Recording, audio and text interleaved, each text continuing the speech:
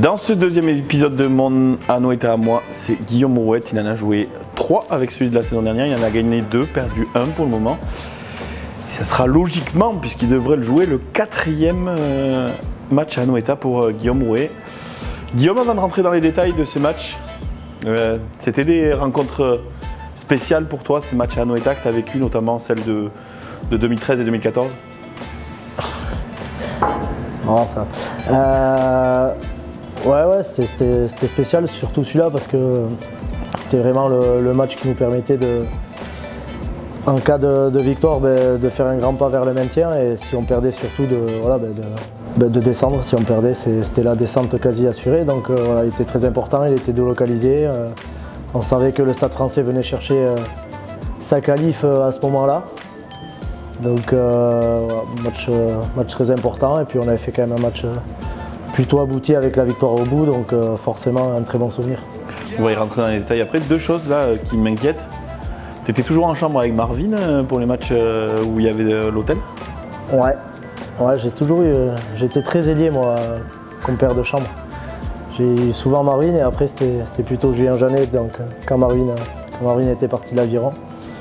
Donc et après bien sûr Jeannot. Mais... Est-ce que tu es ému d'ailleurs? C'était ma deuxième question, de voir Jeannot avec des cheveux, là on vient de le voir, là ça fait bizarre de le voir avec tous ses cheveux. Ah, c'est vrai que ça fait bizarre, c'est vrai que tu vois qu'on a vieilli quand même un peu. On a vieilli, et c'est vrai que Jeannot a un peu plus de cheveux. Bon, maintenant il arrive toujours un peu à tricher en mettant sa mèche, mais ça va. T'es pas du genre à te mettre de la pression, t'es plutôt tranquille les jours de match. Est-ce que là quand même il y avait un peu plus de pression sur ce genre de match? Non, pas forcément. Pas forcément. Comme tu l'as dit, je suis pas du genre à mettre de la pression. Généralement, si je m'en mets trop, c'est que c'est pas bon signe. Non, et puis non, comme d'habitude, je me rappelle la veille de match aussi, on avait fait quelques conneries avec Ugalde. Choses qui m'ont marqué, notamment avec Opé Tifonois. Donc non, toujours les mêmes rituels la veille de match. Toujours un peu en train de déconner pour éviter de trop penser au match. Toi qui aimes le foot, qui va de temps en temps d'ailleurs à la Real Arena, ça doit être top aussi de jouer dans un stade pareil, parce qu'il a une atmosphère spéciale quand même ce stade. Ouais, ben c'est sûr, ça fait quasiment plus de 2 fois et demi ce qu'on a à Jean Daugé, donc forcément l'ambiance est encore supérieure, même si on sait qu'à Daugé elle est super, mais voilà, de jouer dans un stade de foot comme ça, surtout depuis qu'il a été rénové l'an dernier, même si on n'a pas eu le résultat espéré, ça a été quand même un très bon souvenir, et c'est toujours des moments particuliers de jouer dans des stades aussi beaux que celui-là. Allez, on va rentrer un peu plus dans les détails. On va parler de ce match en 2013, victoire 33-28 face au Grand Toulon, même si c'était un Toulon qui avait fait tourner sur ce match-là un peu.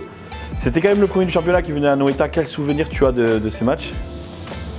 Déjà, je me rappelle, j'avais commencé ce match titulaire. Si je dis pas de bêtises, c'était Mike Phillips remplaçant.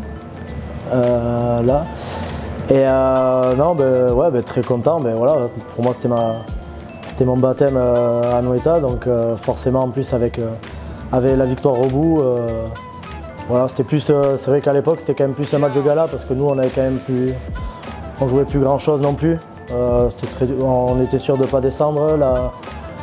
La qualif aussi, on savait que c'était très compliqué, donc voilà, c'était plus un match de gala et profiter de l'événement. Sur tous les Anoeta, c'est aussi des matchs spectaculaires. Là, tu revois les essais, c'est vrai que ça a envoyé du jeu quand même. C'est de vrais beaux essais qu'on a vus sur cette rencontre-là. Ouais, c'est vrai qu'on. Bon, après, à l'époque, quand même, on avait aussi une très belle équipe derrière. Hein, quand tu vois les noms sur le papier, c'était pas. Ouais, là, c'est Joro Kosoko, Spedding. Il y avait Spedding, il y avait Marvin, il y avait, je crois qu'il y avait Martin aussi. Non, on avait une très belle équipe. C'est vrai qu'on envoyait beaucoup de jeux, et derrière, ça allait quand même très très vite. On va passer au deuxième que tu as joué. C'est l'année d'après contre le Stade Français. Tu l'as dit un peu à l'intro. Celui-là, par contre, c'est peut-être celui où il y a eu le plus d'enjeux, parce que c'était à 2 journées de la fin. Et vous étiez relégable juste avant. Ça vous permet de sortir de la zone rouge, cette victoire? Ouais. Tu peux renoter que tu es titulaire encore, hein. Je pense que ça te fait encore de le redire. Ouais, là j'avais fait tout le match en plus. Mais là, c'est vrai que celui-là était particulier, parce que c'était vraiment un match, comme j'ai dit, à enjeu pour les 2 équipes.